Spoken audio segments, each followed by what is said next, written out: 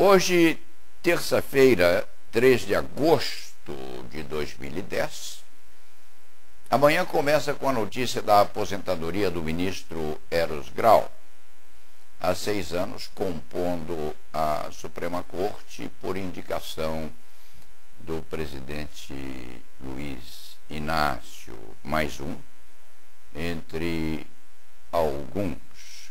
O ministro se aposenta dias antes, cresce, da compulsória, aos 70 anos.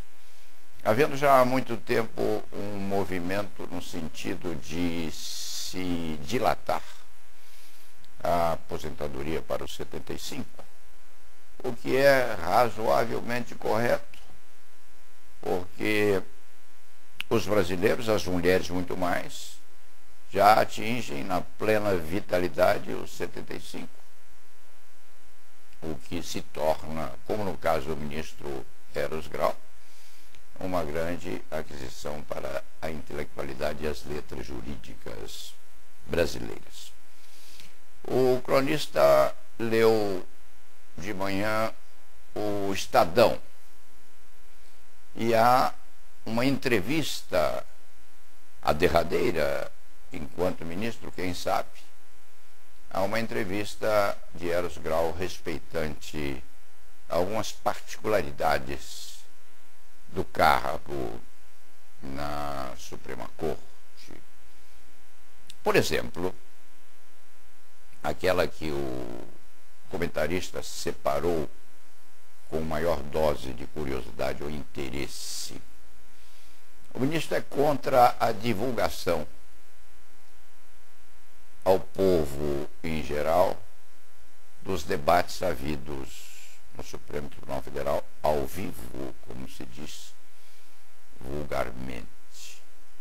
Porque, às vezes, e ultimamente com mais constância, pode haver um debate mais acidulado, mais acentuado entre um ministro e outro, ou entre um ministro e outros, quer por questões de natureza ideológica, quer mesmo por conflitos de natureza dogmática, ou até mesmo de natureza subjetiva, sabendo-se que todo homem, queira ou não queira, é parcial.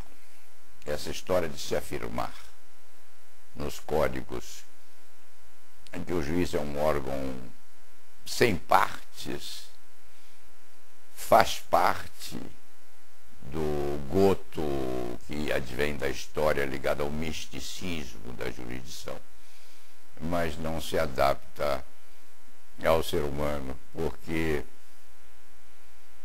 mal nascidos nós já optamos entre a mãe e o pai e criamos conflito relativamente a um e outro. O ser humano não consegue ser imparcial nunca. Nasce, cresce, vive e morre entre as duas vertentes do sim e do não. Mas, voltando ao assunto primordial, o ministro critica a publicização dos debates. Ao ver do comentarista, com uma dose grande de razão, o juiz não pode despir-se da toga para o comum dos mortais. Quando o cronista era jovem, recém-formado, tinha em relação ao magistrado ou aos magistrados um conceito ou um respeito que passava perto da religiosidade. Isso veio a se refletir 40 anos após, quando um juiz perguntou ao cronista certa vez no corredor do foro: Doutor Paulo Sérgio, o senhor não gosta de mim. E o cronista, com aquela veia de sinceridade que cada vez fica pior, o que não é bom para o comentarista, respondeu: não gosto não, excelência. E indagou o juiz: por que o senhor não gosta de mim? E teve a resposta também com extrema franqueza: porque Vossa Excelência não se parece com o meu pai.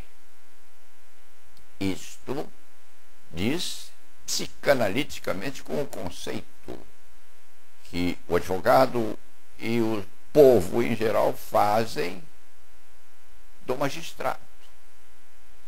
Com aquela sua toga negra e com aqueles ares de criatura vinda de um mundo que não é o mundo normal.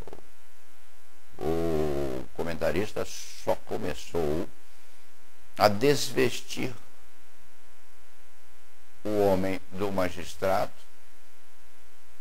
mais tarde, no amadurecimento, quando se convenceu de que todos nós temos nossas qualidades e nossos defeitos, e o juiz também dispõe de ambas.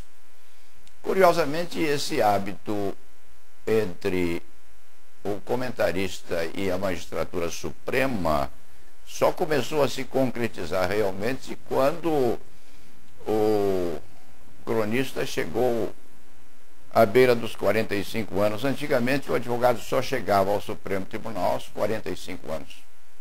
Era a idade adequada a que se pudesse bailar no Supremo Território Brasiliense.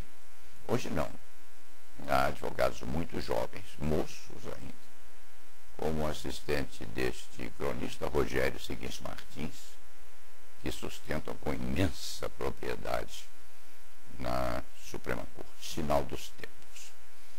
Voltando-se a Eros Grau, afirmou ao Estado de São Paulo que não tinha muita simpatia pela divulgação dos debates ao vivo pela televisão. E tinha, quem sabe, o mérito de dizer a verdade, porque não se ajusta muito à temperatura da discussão dogmática o deblaterar de um ou outro ministro da Suprema Corte, perdendo as estribeiras com o adversário e se forçando, inclusive, a redarguir a um argumento mais forte, a fim de não se comportar como um fraco. Este é um aspecto. O outro aspecto é que a televisão é uma fabricante de artifícios